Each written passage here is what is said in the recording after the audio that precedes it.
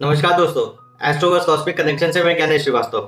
कुंडली में जो हमारा आत्मकारक ग्रह है वह हमें और हमारी आत्मा को यह बताता है कि हमें अपने अंदर क्या बदलाव मुख्य रूप से करने हैं। जैसे यदि किसी व्यक्ति का आत्मकारक ग्रह सूर्य है तो हमें अहंकार को त्यागना आना चाहिए और सच्ची शक्ति को समझना होगा, जीवन की शक्ति को। यह शक्ति बाहरी किसी पद या प्रसिद्धि से नहीं बल्कि भीतर की विनम्रता और आत्मनियंत्रण से आती है।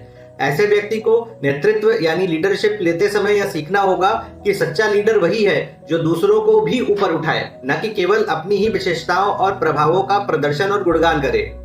यदि आत्मकारक ग्रह चंद्रमा है तो हमें इमोशनल डिसबैलेंस और एक्सट्रीम सेंसिटिविटी से बचना है और प्रोफेशनल और पर्सनल लेवल बैलेंस करना सीखना है। ऐसे लोग दूसरों की देखभाल करने में तो तैयार होते हैं, परंतु उन्हें यह समझना होगा कि उन्हें दूसरों की भावनाओं में बहने की बजाय सहानुभूति और संतुलित व्यवहार करना चाहिए। यदि आत्मकारक ग्रह मंगल है तो हमें अपने क्रोध और लड़ाई झगड़े पर नियंत्रण रखना होगा। समझना होगा कि असली शक्ति डिस्ट्रक्टिव नहीं बल्कि रक्षा और संयम में होती है। जीवन में बार बार ऐसे अनुभव आएंगे, लेकिन आपको अपने साहस, हिम्मत और क्रोध को सही दिशा में लगाना होगा। संघर्ष या लड़ाई के लिए नहीं बल्कि संरक्षण, संयम और नेतृत्व के लिए।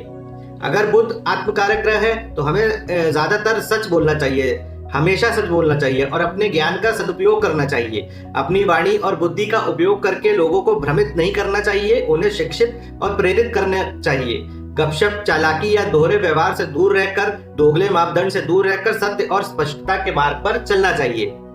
यदि गुरु बृहस्पति आत्मकारक ग्रह हो तब व्यक्ति को ज्ञान के अहंकार को त्याग कर हमेशा एक सच्चा शिष्य बनकर रहना चाहिए। उसे यह समझना है कि ज्ञान का उद्देश्य दूसरों से श्रेष्ठ दिखता नहीं बल्कि सबको साथ लेकर चलना है। विनम्रता के साथ उसे अपने गुरुओं, जीवन साथी, परिवार को सम्मान हमेशा देना होगा।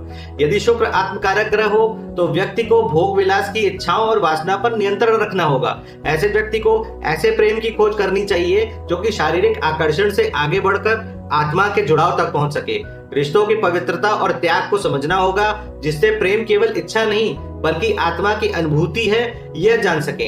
यदि शनि ग्रह आत्मकारक ग्रह हो तो बदलाव का पाठ बहुत गहरा होता है, गंभीर होता है। शनि के प्रभाव में व्यक्ति कठिनाइयां, देरी, कष्टों के माध्यम से धैर्य, सेवा और दूसरों के दुखों को समझना और बिना शिकायत अपने कर्मों का फल स्वीकार करना सीखता है। व्यक्ति को समझना होगा कि जीवन की सच्ची मुक्ति भागने में नहीं बल्कि कर्म का बोझ उठाकर बैलेंस करके चलने में है।